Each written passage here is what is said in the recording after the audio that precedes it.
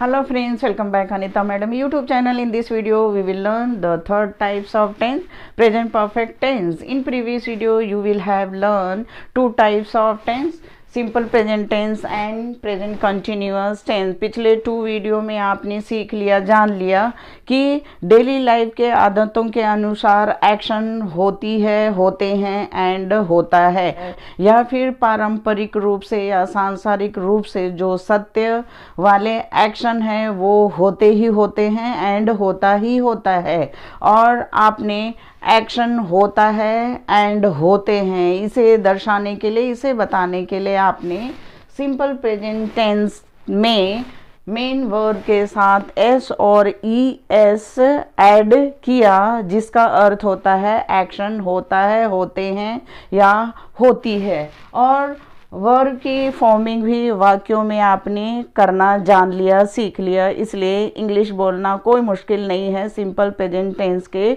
वाक्यों को। I read, मैं पढ़ता हूँ, ही रीड्स, वह पढ़ता है, इट रन्स, यह दौड़ता है, दे रीड, वे पढ़ते हैं, यू राइट, तुम लिखते हो। इस तरह से एक्शन होता है, होते हैं, इसे दर्शाने के लिए आपने सिंपल प्रेजेंट टेंस यूज किया। अब ठीक उसी तरह से प्रेजेंट कंटिन्यूअस टेंस में एक्शन जारी है या कोई भी काम हो रहा है, इसे बताने के लिए, इसे दर्शाने के लिए आपने प्रेजेंट कंटिन्यूअस टेंस में कोई भी काम या एक्शन के साथ हेल्पिंग वर्ब एम और इज और आर को मेन वर्ब के साथ आईएनजी ऐड किया, जिसका अर्थ होता है कि कोई भी काम हो रहा है, हो रहे हैं। इन अर्थों से आपने वाक्यों में वर्ब की फॉर्मिंग करना भी सीख लिया और वाक्यों को भी इंग्लिश में बोलना कोई मुश्किल नहीं है। आई एम गोइंग, मैं जा रहा हूँ, ही इज गोइंग, वह जा रहा है, दे आर गोइंग, वे जा रहे हैं, इट इज रनिंग, यह दौड़ रहा है, यू आर राइटिंग, तुम लिख रहे हो। तो आज मैं अपने वीडियो के माध्यम से थर्ड टाइप के टेंस को बताने वाली हूँ और समझाने वाली हूँ कि कोई भी एक्शन कंप्लीट हो चुका है या पास्ट टेंस में किए गए एक्शन प्रेजेंट टाइम में जब हम बोल रहे हैं तब तक काम कर चुका हूँ, या काम को कंप्लीट करने के बाद हम यही बात कहते हैं कि I have done this work, I have eaten food, I have gone Mumbai, I have seen you, I have worked. This started the third types of tense, present perfect tense. I can say now I have just explained about simple present tense and present continuous tense, or I have already taught you two types of tense, simple present tense and present continuous tense. I have explained and I have taught means explain कर चुकी हूँ, पढ़ा चुकी हूँ, या फिर explain कर दिया है या पढ़ा दिया है। इस तरह की बातें हम कब करते हैं? जब एक्शन या कोई भी काम पूर्ण रूप से, परफेक्ट रूप से कंप्लीट हो चुका होता है।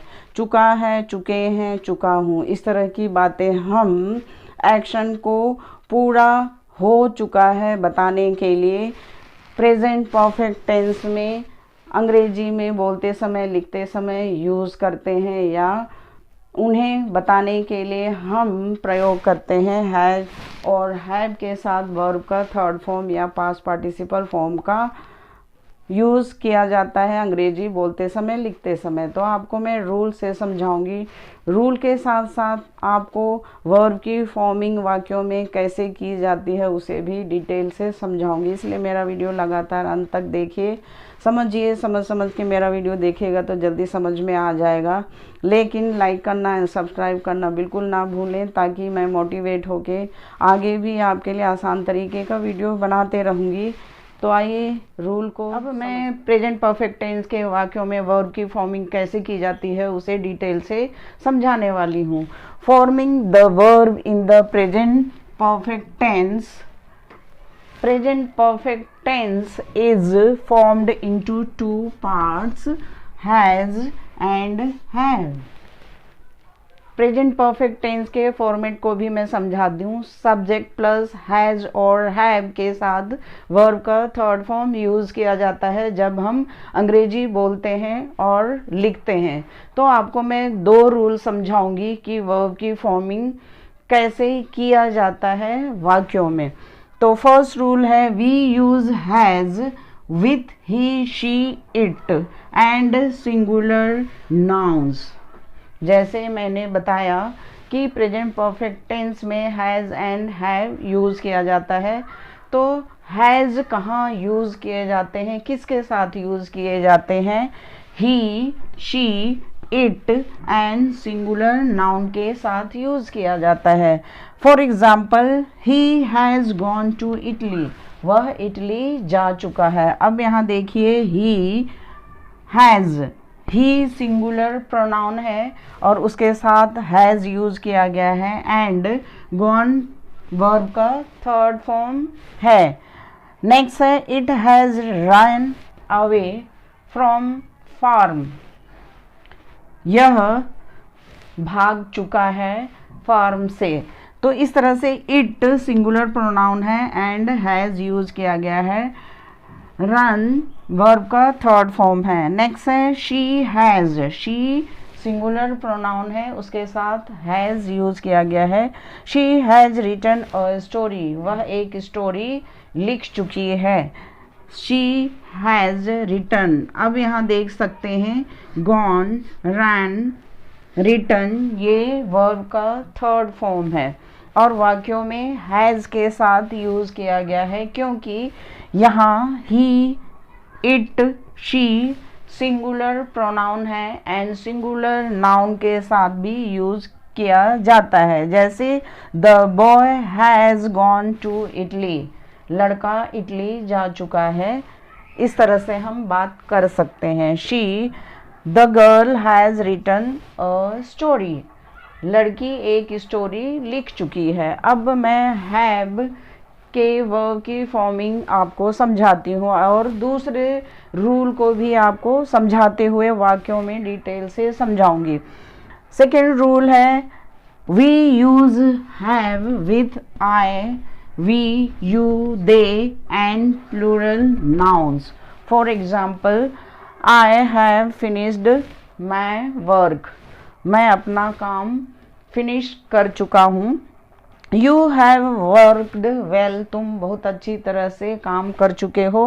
They have reached the airport on time, वे समय पर एयरपोर्ट पहुंच चुके हैं।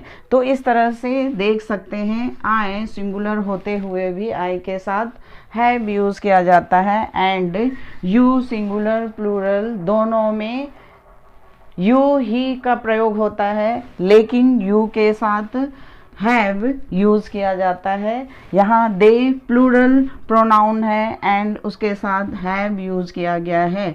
अब यहाँ फिनिश्ड, वर्कड, रीच्ड, ये वर्ब के थर्ड फॉर्म यूज़ किए गए हैं। तो इस तरह से आपने दोनों रूल को समझ लिया कि प्रेजेंट परफेक्ट टेंस के वाक्यों में हैज़ एंड हैव और वर्ब की फॉर्मिंग को भी आपने पूरी तरह समझ लिया।